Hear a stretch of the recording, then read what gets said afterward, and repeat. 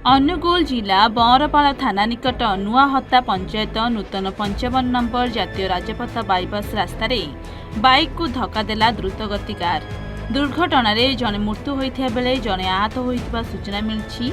मृत युवक जनक हेले नुआहत्ता जुरागाड़िया ग्राम विजय नायक पुओ सत्यजित नायक। सूचना मुताबक सत्यजित घर मार्केट रु परिबा आनिया जाउथिया बेले जातीय राजपथ अतिक्रम करिया बेले एक द्रुतगतिर कार नंबर 0D02CC 5929 बाइक धक्का देई पकाइबाकू उद्यम करिबा समय चालक को धरिथिले। सत्यजित को पुलिस गाड़ी चिकित्सा जिला मुख्य चिकित्सालय को स्थानांतरित करथिया बेले डाक्टर सत्यजित को मृत घोषणा करिसेंती। जातीय राजपथ रे बारंबार दुर्घटना को नहीं ग्रामवासी रास्ता अवरोध करथिले। दुर्घटना विषय में पुलिस सूचना पाई घटनास्थल पहुंची उत्तेजित लोकों को बुझासुझा करथिले। जनसाधारण दाबी अनुसार रास्ता को अंडरपास रास्ता बारंबार दाबी करथिया बेले प्रशासन मिछ प्रतिश्रुति दे ठकी चली। तेबे घटनास्थल थाना अधिकारी जातीय राजपथ विभाग जोगाजोग कर जणाया पर जातीय राजपथ विभाग 24 घंटा मध्य द्रुतगतिर निराकरण हम्सर व्यवस्थार प्रतिश्रुति पर उत्तेजित ग्रामवासी दुर्घटनास्थल हटि प्राय 3 घंटा रास्ता अवरोध पर यानवाहन चलाचल स्वाभाविक होता। नुआहत्ता सरपंच स्वामी अशोक कुमार धीर एठी आम नुआहत्ता दे जाइथिबा बाईपास रे आगुरी बहुत थर दुर्घटना घटी। आज भी दुर्घटना घटी आम नुआहत्तार जोरागाड़िया गाँव गोटे पिला मृत्युवरण कला।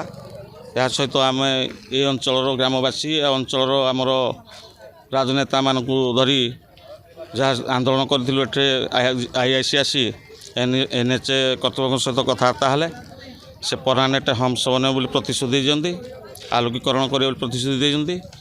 यह नकले आम ग्रामवासी आग को बड़ धरणर आंदोलन को बुलिया को प्रस्तुत अच्छे। आम दीर्घदिन दाबी था ये जगह गोटे अंडरपास करने आम लिखित आकार राष्ट्रपति प्रधानमंत्री मुख्यमंत्री और जिलापाल समस्त आम लिखित आकार देचु किंतु से प्रतिश्रुति को बारंबार अग्राह्य कर। आज आम गाँव जोरागाड़िया ग्राम एक निरीह युवक आज गाड़ी एक्सीडेंट प्राण हरी तापाई आम डिमांड रखीचु कि एठार एक स्थायी गलापोल आवश्यकता जेहेतु रही तार किसी व्यवस्था करा जाऊ। व्यवस्था तो स्थायी समाधान स्थायी समाधान से आम बरपाल आईसी आसते से कहते कि किसी माने हम्स लगेगा से हम्स तो स्थायी नुह ता बदले बरम जदि अंडरपास से किसी लिखित आकर दिखते तार किसी आम रास्ता अवरोध कर आवश्यकता नहीं।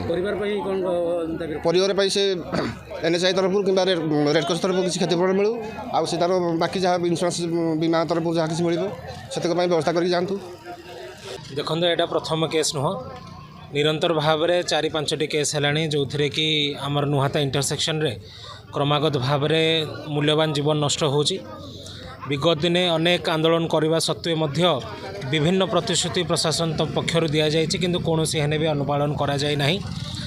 ये आप देखिपारे डाहाण पार्श्व में नुआहत्ता हाईस्कल अच्छी जो थे कि 600 रु ऊर्ध्व छोट छोट पिला माने दैनंदिन जीवा आसवा करुँच एवं एपटे आमर 5000 पॉपुलेशन रु ऊर्ध्व नुआहत्ता ग्राम पंचायतर मेन हैबिटेशन अच्छी।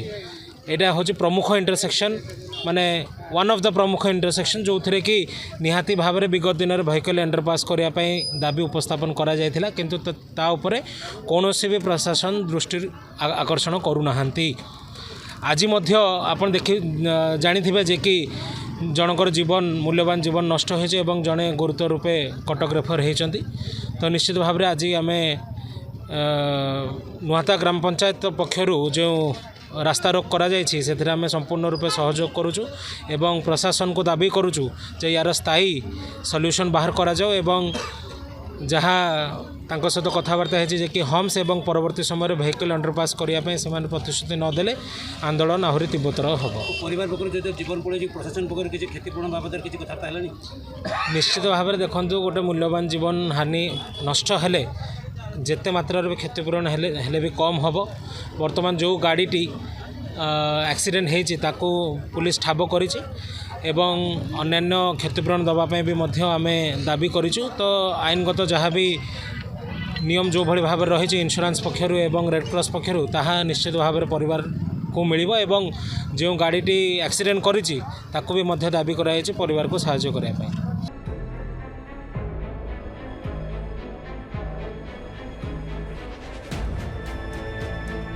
ଅନୁଗୁଳ ଜିଲ୍ଲାରୁ ଲଲାଟେନ୍ଦୁ ନାୟକଙ୍କ ରିପୋର୍ଟ ଏଅନ୍ ଓଡ଼ିଶା।